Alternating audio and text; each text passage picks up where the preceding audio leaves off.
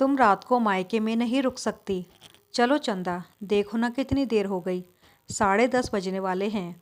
संचित घड़ी की ओर देखकर बोला, माँ बाबूजी सो जाएंगे तो दरवाज़ा खुलने में भी दिक्कत होगी। सुनते ही चंदा का चेहरा उतर गया।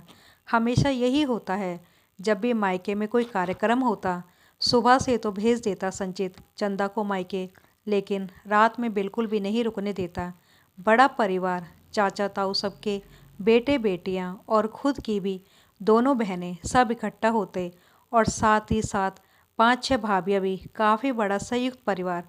हर महीने कोई ना कोई उत्सव होता ही रहता।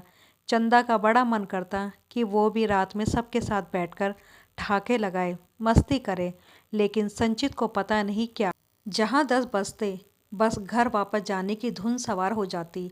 और ऐसा भी नहीं कि घर अकेला हो, क्योंकि घर पर मम्मी पापा भी साथ ही रहते थे। और कुछ नहीं, बस सिर्फ एक जिद थी। सुलोचना जी समझती भी थी संचित को कि वैसे ना छोड़ो मायके में चंदा को, लेकिन जब वहाँ काम काज हो तब तो छोड़ दो। आखिर चंदा का भी दिल करता होगा सबसे बोलने बतियाने का। दिन तो काम की आपाधापी में गुजर जाता है, रात को ही व्यक्ति फुर्सत से बोलता बतियाता है। मायके से आने के बाद चंदा का उदास चेहरा उन्हें बिल्कुल भी नहीं सुहाता। आखिर वो भी एक महिला थी, और महिला के मन में मायके के प्रति क्या भावनाएं होती हैं बहुत अच्छी तरह से समझ सकती थी। बहुत दुखी मन से उठी चंदा। मायका और ससुराल एक ही शहर में होने का बस यही दुष्परिणाम है कि मायके में रुक न सको। आंखों में आंसू छलछला आए। भाभी, मम्मी, बहनों और भाइयों सबने कहा, लेकिन संचित राजी ही नहीं हुआ।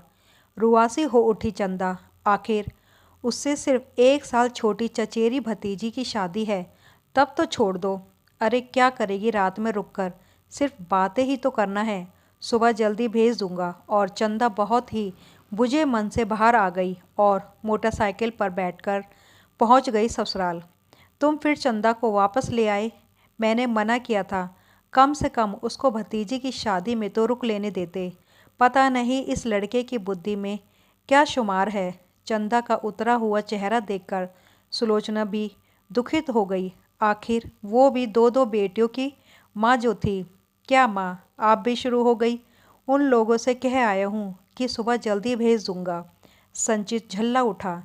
चंदा की शादी को सिर्फ अभी 1 साल ही हुआ। सिर्फ एक बार पगफेरे में ही 1 दिन के लिए रुकी थी, और उसके बाद तो संचित ने कभी छोड़ा ही नहीं। वो भी संचित की खुशी के लिए चली आती, लेकिन जब मायके में सब लोग एक साथ इकट्ठे होते तब बहुत उदास हो जाती। इस बार जब संचित की शादी की सालगिरह पड़ी तो सुलोचना ने दोनों ही बेटियों को बुलाया और उन लोगों से मिलकर कुछ साठगांठ कर ली। जब कार्यक्रम निमट गया तो दोनों बहनें अपने अपने बैग लेकर वापस जाने लगी। दीदी, ये बैग लेकर कहाँ जा रही हैं? हम लोग वापस जा रहे हैं। वापस जा रही से क्या मतलब? अभी बिल्कुल नहीं जाने दूंगा आप लोगों को। आपको तो पता ही है कि हम लोग रात में ही कायदे से बैठकर बातचीत कर पाते हैं। आप कब आई और कब चली गई पता ही नहीं चलेगा। क्या बताऊं, तुम्हारे जीजा जी इसी शर्त पर लाए थे कि रात को ही वापस निकल लोगी। जब हमने हामी भरी तभी तैयार हुए। हाँ हाँ, बिल्कुल, हम लोगों को रात में ही वापस जाना है। क्या करेंगे ये लोग रुककर? तुम्हारा कार्यक्रम तो अच्छी तरह से निमट गया ना? दोनों जीजाजी भी पीछे से बोले। जीजाजी, ऐसे तो बिल्कुल भी नहीं अच्छा लगेगा। कहीं बहन बेटियां इस तरह रात में वापस होती हैं? क्यों, तुम भी तो किसी की बेटी को रात में ही बुला लाते हो, उसको मायके में नहीं रुकने देते। उसके भी तो मायके वालों को बुरा लगता होगा। कैसे बुझे मन से बेचारी वापस आती है कि देखकर मुझको खराब लगता है। अभी जब तक बच्चे नहीं हैं तब तक ही रुक लेगी।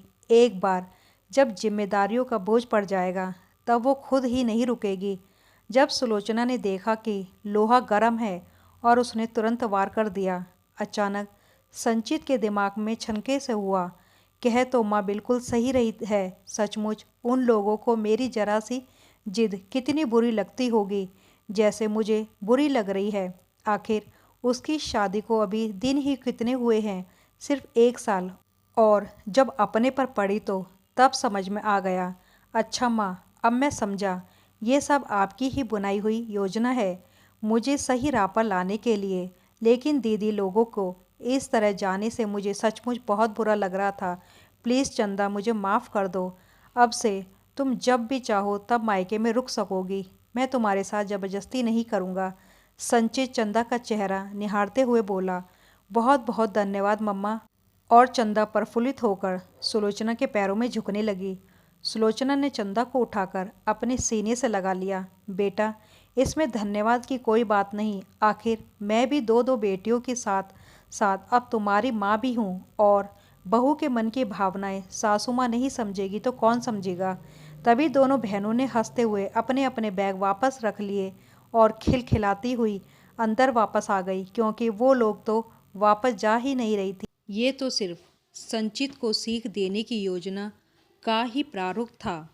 अगर ये छोटी सी कहानी आपको अच्छी लगी हो तो लाइक करें, शेयर करें, सब्सक्राइब करें और इस कहानी के बारे में अपनी राय हमें बताएं।